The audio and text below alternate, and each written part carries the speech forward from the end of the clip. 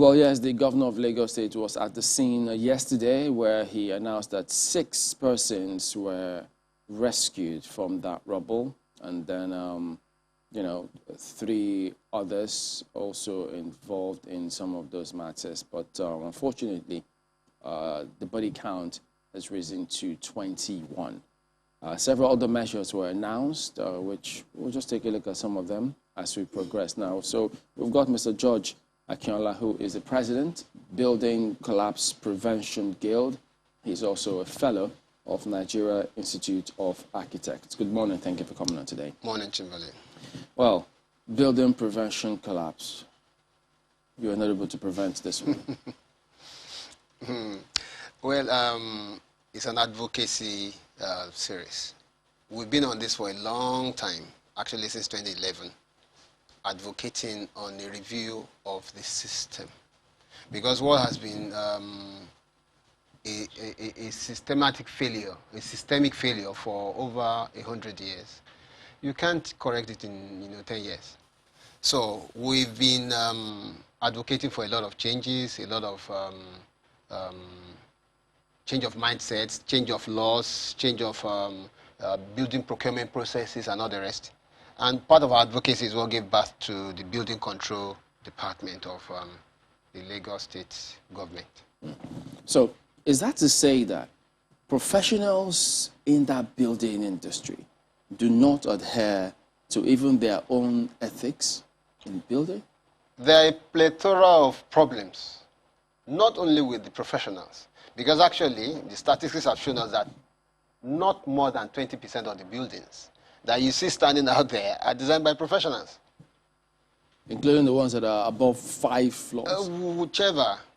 For example, if you go to that site of the building that collapsed, if you go to the site, you can't see any, you can't see on the board, because the law says you must put a board there, that shows the professionals involved in the building, in the construction going on.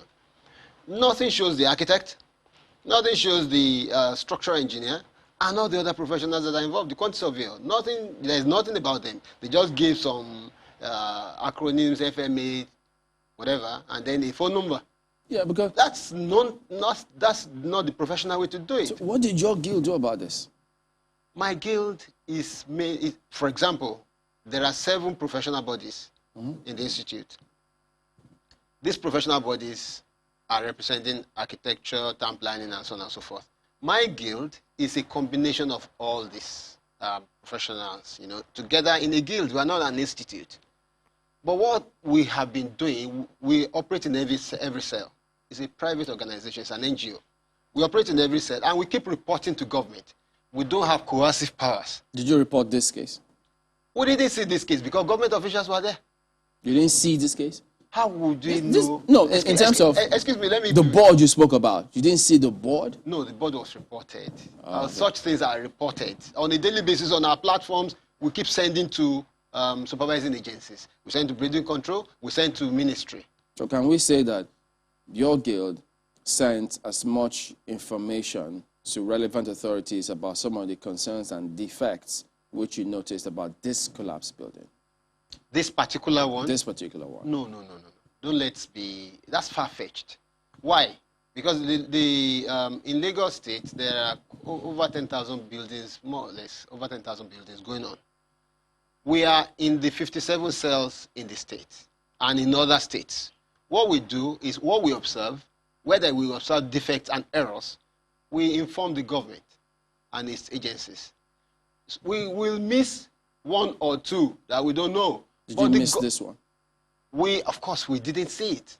But the problem... 21 story. Excuse me, please. Excuse me, please. We are not on trial. BCPG is not on trial at all. No. It's not about anybody being on trial. We're just trying to find out that certain things are done right. Let me explain this. As many people as can help should help. Yes. That's what we're about. Which is what we're doing. But there were government agents on site before construction. They said they approved. I saw a document sent to me yesterday that the approval was for 15 floors, and the document is signed by the government official. So we don't have access to, or we didn't have access to that document to know that, okay, this building that you're seeing that is 21 floors was actually approved for 15. Yeah, but the governor was there yesterday. He spoke about 21. This is post the event. But the event itself, before it happened, how will you know that so and so building? Which is why, anyway, that we have already been telling the Lagos State government that they should involve us, the professionals, in 2 ways. Number one, this cell supervision, checking, and all this whistleblowing that we keep doing, that they should more or less make it an official thing. Involve the professionals, all of us. Yeah. We are in thousands in the state and all the other states of the federation. Number two, the building procurement process, whereby we are now putting up the building and the building control is going on. They should involve the professional architects, the engineers, and so on and so forth to do an oversight function. Yeah, but Mr. Kenla, on the process. Yeah. Help me out here, because I mean, your guild, you're supposed to, you have professionals in the group who are supposed to, one way or the other, see these kind of things and point them out. And this is not a 5-story building. This is 21, even if it was a proof of 15. So I thought that these are the kind of things that can never or should never miss the eye of any professional in that field, right from the board, which you pointed out. So it's a little surprising if you say, well, a body that has over 1,000 members in Lagos and across the country didn't see that one. And it's not the first building that that company is constructing. Let me break it down for you. Number one, the signboard there is very clear that there's a contravention, sort of. The signboard is not clear. We don't... Not clear or very clear? Not clear. You just see acronyms, and then you see the phone number. That's not the way it's supposed to be. You're supposed to have the name of the company, the address of the company, and the phone numbers of the contacts. Secondly, we don't have coercive powers, nor can we enter buildings. Yeah, I understand that point. Right. And we appreciate that. So we cannot enter the premises. Yes, we're not asking that you enter any of the premises, because we know limitations and we have to be realistic in our society here. But when you mention that, when you look at that board, certain things are not right, that's an alarm bell all by itself. Which we submitted, which we sent. We sent that across. You did? It was discussed on some of our platforms. What about to the authorities, the government officials? We keep sending across. We keep sending across information that we get. In fact, I can tell you that some of the government officials are on our platform, because they're professionals too. Okay, but two different things. So is that the way you make your formal concerns known to the state governments through your platform? At intervals, we prepare reports and we send. We prepare recommendations and we send. We prepare process reviews and then we send, I was with the commissioner yesterday and we still talked about all this. Some of the things that he said he did not receive and all the rest. And some of the ones I told him that personally I submitted, So after that conversation, do you think that there are certain things that need to change in the way maybe your group notifies them or the state officials about some of these concerns that you have seen? Definitely there can be improvement. There should be improvements, in the way we relate with the government. But you see, it's not only, we are the last end of the chain. Yeah, well, but you're professional, so that's why people want to know. The important thing here is that most of these processes come from systemic failure. We are all guilty. Apart from the fact that they are encroaching people who are not supposed to practice, people who call quacks, or people who are not registered and are not allowed to practice, and they are practicing. Apart from the fact that clients take up jobs that are not theirs. A client's job is just to provide funds. Leave the rest to the people that are trained to put a building up, which are the professionals. I said earlier, so once these things are done, and the laws, 500 laws, not the single enforcement here and there are being frustrated by big powers and all the rest. Like, for example, we know that building control officials went to that place quite a couple of times. They stopped work. But of course, the building woke up one day and they started constructing. But don't you think that if professionals in groups like yours for want of words, I'm saying, make a lot of noise about what you see going on wrong, perhaps some people may not, do things with impunity or with reckless abandon, thinking or dismissing whatever concerns professionals have with a wave of hand. You're right. We've made a lot of noise. No, but is it sufficient? It isn't sufficient. Because if you say he's just on the platform, okay, that you inform people. There were suggestions, earlier that professional bodies, this is like 2, 3 years ago, that professional bodies should have an oversight function on projects. Not only sufficient, because government doesn't have enough manpower to monitor and man, the supervision that is required. Let us have these professionals on the institutes doing the oversight function on all these buildings with coercive powers of entry, that is, they are supported by legislation and all the rest, to enter into premises. That would help. That has been with the government for like 2, 3 years now. So does that suggest then that because the government didn't take it up, the professionals, with due respect, some of them, your group, just said, okay, let's just leave it on the platform, and that's it? No, it's hurting us too, because it's hurting our livelihood. So we shouldn't do that, and we are not doing that. Don't forget, the people in the ministries too, the people that are approving in the ministries and supervising, they're professionals too. They're part of us. So people in the private sector and people in the public sector, we continue to collaborate to, improve on the process. The process of procurement is the error. Okay, we'll still focus on that. My colleagues have got some questions for you. Ayo. Chamberlain, one of the things that I really wanted to raise, he has begun to talk about, and I'd like you to, expatiate a little further on it, Mr. Keller, because, I don't know if it's safe to say it's the building and construction industry that is on trial here. And you have mentioned that a good number of people in the approval process, on the government side, they're also professionals. So when one sees these gaps, one wonders exactly where it's coming from. Are the gaps from the professional side or from the official side? Because the people who are on the official side are supposed to be professionals. Okay, can I go on? Right. Yes, please go ahead. A systemic failure is a failure of all parties and the connecting dots between all those points on the process line. It could be the problem of how the client procured the approval, maybe through one way or the other underhand deals. It could be the problem of the approving officer that did not go through his documentations properly and made the wrong recommendation. It could be the problem of the person that prepared, that is the professional outside in the private sector, that prepared the drawings and the designs. It could be a problem of materials on site and the way these materials, for example, some of these materials now are seriously compromised. You will know that a 12 mm iron rod is no more a 12 mm iron rod. It's more or less like 10.5. And the length has been shortened. This is the job of the standardization organizations, like Standards Organization of Nigeria, and so many other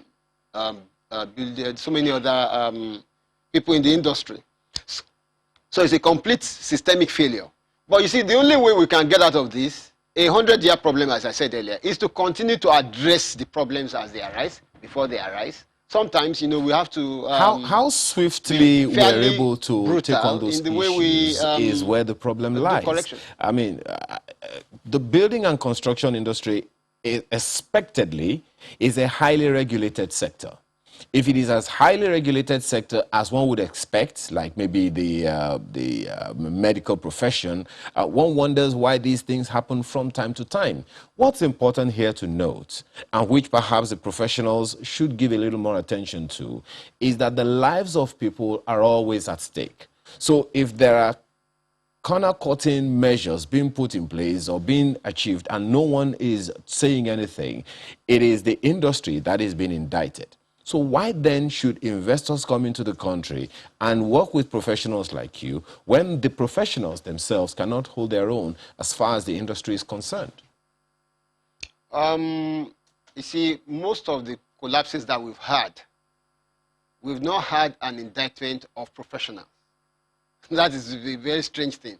As I told you, like no more up to 20% of the buildings being constructed were actually designed or procured properly by professionals. Secondly, these people that you are talking about, like the clients, for example, they take over the process. They provide the money, so they just ignore professionals, and it is up to the government officials to ensure that the process is followed, the correct professionals are on site. If the professionals are not invited and they are not on site, and like for example this particular building, we know that after the 5th floor or so, the structural engineer removed his services and wrote officially to the client that. Did you independently verify that? Oh, I saw the letter. At the end. No, it's actually let happened. It actually Okay. happened because you see, we know these people. I know the client. I know the the structural engineer is known to the past president of BCPG, Bilda Obodo. So we know ourselves. If after the 5th floor, the structural engineer says he cannot guarantee the integrity of that building, that's a red line. Okay. Okay, well, this certainly has implications. First, there's talk around, checking the integrity of all the other buildings along that road and also around the Ikoyi area as a result of the impact of the crash of, that particular building on Gerrard Road. I want to ask you first, how possible is it for us to do a test of integrity on the other buildings, one, and then two, how do you think this is going to impact investor confidence? Because those buildings usually come up as a result of investors putting in their money, not just in erecting the buildings, but also to live there. You are a practitioner in the industry. What are the implications of this? As per integrity tests, for integrity tests to be carried out, you need between 2 weeks and a month before the result can come out. So an integrity test of this nature on buildings above 5 floors is good, but buildings can come down even on 1 floor. Like, with 2-story, 1-story building, 2-story building, they can come down if they are not properly engineered. So I think this is a good starting point whereby, integrity tests are carried out. And later we'll now graduate to 4 floors, 3 floors, 2 floors, and so on and so forth, until we cover the whole gamut. But beyond all that is the fact that most of the people, the facilities are available for carrying out these integrity tests. There is only one official laboratory, material testing laboratory in Lagos, and 2 private ones belonging to Lagos State, University of Lagos and Yaba Tech. Now, do we have enough manpower, facilities, and all the rest to carry out even the governor's mandate on buildings above 5 floors? That's a heavy question. So maybe they have to increase on the capabilities of the material testing laboratories, or encourage private laboratories to come up and all the rest to be able to do this. But it's a step in the right direction. What's your, because I imagine that all of this is not just to buoy investor confidence, but also to assure those who are already inhabiting some of those high rises that they are safe and everything is okay. But what's your thoughts on the impact of this on investments? Of course, it's negative, definitely negative. But to bolster investor and the residents' confidence, I think not only the buildings that are under construction, those ones already fully constructed too, I think there should be random, if not total, integrity tests on them, so that at least the building you are living in is safe. I was on a project some time ago, and I just thought that I need to conduct an integrity test, and I went to procure one, So it gives you the confidence that you're on the right path, that this thing is being done properly, materials used are good and all the rest. So that's the thing, so we should encourage more integrity tests, even on buildings that are presently occupied. in that access. Do you think that more of that might be needed now in the wake of this collapse, at least to assure people that what they're buying into or what they're living in, or, you know, is safe for habitation? True. True. What are the wider impacts do you see coming up as a result of this collapse? We know that we've lost lives in this work. I mean, different personal stories are beginning to emerge. There are workers who lost their lives, people who just, you know, came out to earn daily bread. There are those who provide services to those who work in those structures, who directly work in those structures. Do you think that there will be any major changes in terms of how site operations are carried out? You see, the implications of this collapse are multifarious. For example, now, this is the tallest building to ever collapse in Nigeria. You know, I think from our records, this is the tallest. And most of the buildings that are in this magnitude, that are these heights, you know, in Nigeria, like the Independence Building, Cocoa House, United Building, and all the rest, you can't see this happening because those buildings were properly procured. Some 10 years ago, I went to conduct an investigation on Cocoa House, and I was amazed at the size and quality of the concrete slabs, floors, and the structural members. That's since 1965 till now, still standing solid. So the various sets of things that have to be done have to be properly compiled to make sure that we address every aspect, every part of this systemic failure. I know we're out of time. Do you have any email tag that people, if they see any distress or think that something is going on wrong, how can they reach anyone? Reach your bcpg2011@gmail.com. So they send an email to that. An email or numbers, numbers. BCPG11. 2011. BCPG 2011@gmail.com. Okay, so let's wind down on this one. Now, that letter which you spoke about, many have seen it and they dismissed it. They just thought, look, a letter cannot surface after the whole building has collapsed. So is that the process of the professionals withdrawing his services when that kind of thing happens? Well, the relationship of the professional is with the client that employed him. So the first step is to write the client that you are withdrawing your services. Second is to write and notify government officials that they are no more involved with this. But that project. Letter, he didn't indicate that. Well, I don't know. Notified government. I don't know. Because he was now asking the client to do some of those notifications as you saw in that particular letter. Well, it's neither here nor there. So is this letter, you said this letter is real? That's the letter I say you saw? Yeah, I saw it. The immediate past president of BCPG, happened to know that person. And he said he was not involved beyond the 5th floor. So if he was not involved beyond the 5th floor, it's a red line. But meanwhile, the government approval that we saw says up to 15 floors. But that correspondent went to that address, and it was a different scenario exactly. It wasn't the same construction company that was there. That's left for the police to conclude on. The police should commence an investigation, because if government is already saying they have set up a body to do the investigation, all those truths will come out. Whatever went wrong will come out. We were involved with the synagogue collapse. We prepared the investigative report running into 100 pages that the court used to induct the professionals that were involved. And these professionals were not construction professionals. A petroleum engineer was in charge of construction at...